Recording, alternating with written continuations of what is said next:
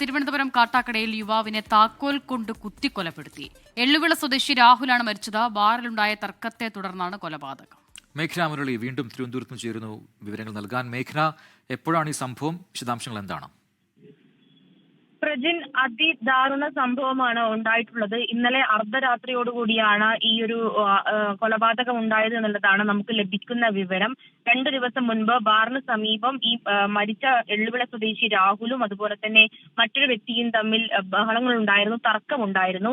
അതിന് തുടർച്ചയായാണ് ഇന്ന് അർദ്ധരാത്രിയോടുകൂടി വീണ്ടും തർക്കമുണ്ടായത് എന്നുള്ളതാണ് നമുക്ക് മനസ്സിലാക്കാൻ കഴിയുന്നത്. അങ്ങനെ താക്കോലിന് കൊണ്ട് വാരിയലിന് കുത്തിയാണ് ഈ യുവാവ് മരിച്ചിട്ടുള്ളത്. അതാണ് മരണകാരണം എന്നുള്ളതാണ് ആശുപത്രി അധികൃതർ അറിയിക്കുന്നത്. എള്ളുവിള സ്വദേശി രാഹുൽ 24 വയസ്സ് മാത്രമാണ് പ്രായം. ദാരുണാന്ത്യം സംഭവിച്ചിരിക്കുന്നത്. അതിൽ പ്രതിക്കായി കാട്ടാക്കട പോലീസ് ഊർജിതമായിട്ടുള്ള അന്വേഷണം നടത്തുന്നു എന്നുള്ളതാണ് നമുക്ക് ലഭിക്കുന്ന വിവരം.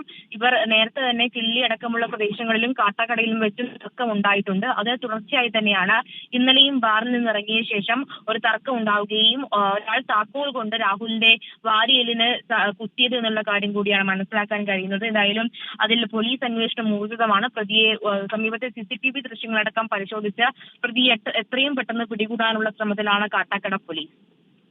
ശരി, മേഘന മുരളിയാണ് വിവരങ്ങൾ നൽകിയത് തിരുവനന്തപുരത്ത് നിന്ന്.